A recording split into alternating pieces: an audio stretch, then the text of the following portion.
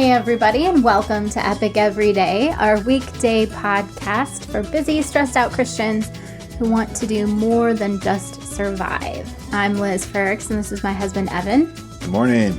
And we're so glad you guys are here with us. It's Friday. Yep, happy Friday. See, I can sound sincere about that. Good job. Thanks. You sound sincere. Some things I like about the weekend. So there you go. Let's do those things. Anyway, since it's Friday, we are talking about being complete. Being complete is utilizing your entire self, so you're not fragmented or a different person, like work guy, home guy. Yeah. You're the same person all the time, and you are fully engaged with what is actually happening at the time, so you're not living in the past or the future on the worry-regret spectrum, or, just stuck in denial. I think God is such a present God. I mean, he's throughout history, the past and the future. He's eternal, but he's so here with us right now. And if we're not, I think we're going to miss that. Yeah. Because we've already lived through the past, and he already loved us in the past. Right. Well, we can't do anything to change the past. Yeah. We can only change this moment. Mm-hmm. So, but it can become an obsession. Which is what we're going to talk about today.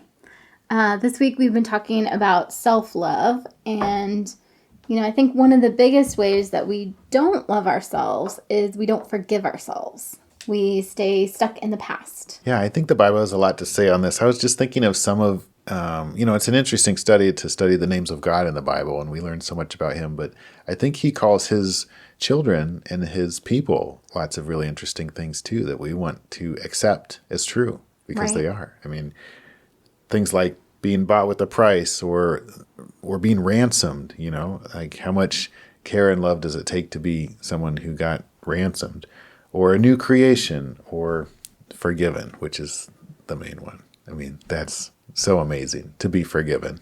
Yeah. And to accept that as a core part of our identity, I think is very important to accepting love from God. Right. Well, and as we so often talk about with shame, like shame is taking those things onto yourself. So when something negative happens, instead of, for instance, saying, oh, I dropped this pen, and then I say, oh, I'm so clumsy, such a dumb person, or whatever. Yes. I get sucked into that all the time. Right. Yeah. Well, when it's an identity thing, it's a lot harder to change. Yeah. When you're like, oh, well, I'm just going to work on not dropping the pen next time. Mm-hmm. Instead of being like, I'm just clumsy. I can't change that about myself. I'm always going to be clumsy. Yeah. And it becomes a self-fulfilling prophecy. Uh-huh. One thing, I spent some time in church basements at 12-step meetings, and it was a really good time. But after a while, it became, you kind of saw this, like every introduction was, hi, my name is Evan, and I'm a whatever-aholic. That is almost this, like, you are an addict. Right. Boom, boom. And that was a big part of that that system. But yeah, after a while, it's like, I'm here because I don't want to be an addict. And then there's this school of thought that you never stop. And maybe there's some of that that's true. But like if it becomes such a big part of your identity, then how are you ever going to change if that's just part of who you are? Totally. I think that in the natural health community too, having an autoimmune disease, I was just talking with my doctor a couple of weeks ago, and she was like, well, it's nice that you're getting better. I've made a lot of progress. My joint pain has been way better, all this kind of stuff. And she's like, but even if your disease goes into remission, you're still going to have it the rest of your life. And I was like, wait, like as I'm thinking about this, the definition of remission is that it's not currently active. Those genes yes, of course your genes are still there, but they were there before I got sick. Mm-hmm. So was I still a sick person before I got sick? No. Everybody is susceptible to disease and different injuries and things, and our words choice is important. If we just say, well, I'm in remission from this broken leg. I guess you could break your leg again, but your leg's fine. Go run a marathon or something, Yeah, it's such a different way of thinking to just be like, I'm going to be sick the rest of my life. That's how it's going to be. And that was initially when it was like, oh, I have an autoimmune disease. I guess that means I'm just sick now. Yeah. But the more we've studied it, the more it's like, no, that's not actually true, you know? Yeah. I agree with you. I think sometimes we do treat ourselves like we're a past version of ourselves. Yeah. And we want to pay attention to how we identify ourselves. That's going to be so important to understand, how do I see me? When I think about myself, who am I thinking about? Like we said earlier in the week, am I seeing myself the way God sees me? And we know from Scripture, God does not see, He's the only one in the universe who can forgive and forget. I mean, people think they can do that, and that's not what we do. That's what God does. And so if He's really forgotten about my sin, what would that do to my life if I really understood that more completely? Yeah. I could receive love on such an amazing higher scale, from God. Right. Because I think we always are like, well, guy, that thing I did 10 years ago, you're probably still kind of bitter about that, because that's how we treat each other. We still can't stop thinking about that thing that person did that was so awful, even though we've forgiven them. It takes work. Yeah, you can do the work to sure. to move past it, but there has to be that resolution. Yeah. Right. The closure, reconciliation.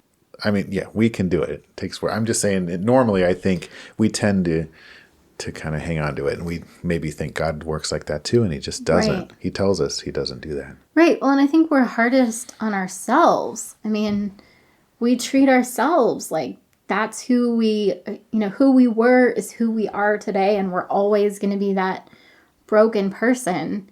I was thinking about that this week, actually, because I, for some reason, was remembering when I first started one of the treatments that we did for my illness. It was crazy. I don't know if you remember this, but I was having so much brain fog that like there was one time where I got totally lost in Walmart, and I could neither find the front of the store nor find whatever it was that I was looking for. And it was really scary. I ended up calling you because I was like, I can't get out of Walmart. I know. And I was like, where have you been all week? No, it wasn't all week. It was just, I don't know, half an hour or something. But it was really frustrating. Yeah. It made me feel for, other people that have mental issues where it's like, you can't control that. But I think sometimes we treat ourselves like we're still that person. I was thinking about, what if I was like, man, I'm going to make sure that I find my way around Walmart all the time. I'm going to draw a map now or something. Or you could take a string and tie it to those pillars at the front of the door and then just unravel it as you go. And then you could backtrack to the door again. Something like that, I could be crazy about it. You'd be living in the past. I totally would be. Yeah. It would be silly. But I think we do that all the time. We beat ourselves up for the past instead of actually doing the work of moving on, which when you look at the studies for post-traumatic growth, amazing. As someone who has post-traumatic stress disorder, sometimes people, especially doctors, they're so focused on the diagnosis that just feels like this is how you're going to be the rest of your life. You're going to have all these problems, da da da da. And if you just stay in that place, yep, you do still have those problems. Yeah. But if you do the work of working through it, they found that your growth explodes on the other side of it. Yeah. I mean, the thing I was thinking of is like, we've got to set aside our right to define ourselves. Or in cases like that, with the trauma doctor or whatever, a right to let some other person define us either. We can only be defined by God, our Creator, and our Savior. I mean, on this side of salvation, where we are forgiven, like we've got to let God define who we are and how we ought to be treated and how much love He wants to lavish on us. I mean, we sing songs about it, but do we really believe it? Yeah. As I said after my appointment with my doctor, I was like, I think I need to become a little hard of hearing, you know? Because when somebody's telling you something about how you're not going to make progress, we need to be a little bit skeptical of that. And just be like, well, Lord, what do you say in your word? What's true?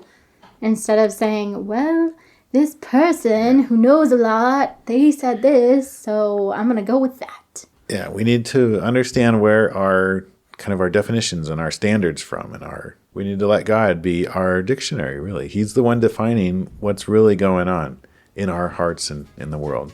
All right, well, hopefully that gives us all something to think about.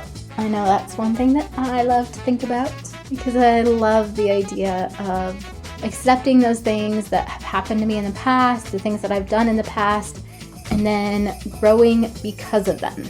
They're not a waste. When we do the working through it, the processing, then they become a springboard to amazing things. It's amazing how God can weave all that stuff together. And we want to go along for that ride because it's amazing. We love you guys and we're praying for you. As always, pick whether today is going to be awesome or not. Pick whether you're going to create neural pathways that are focused on the good or neural pathways that are focused on the bad. Because whatever you see more of, that's how you're going to feel like your life is. And if you study God's love for you, you're going to start seeing God's love for you in your life because it's there. Yeah. And we want to open our eyes to the reality of that stuff. Come back next week and we are going to keep talking about love. We're going to talk about loving others. Have an awesome weekend, you guys. See you guys later.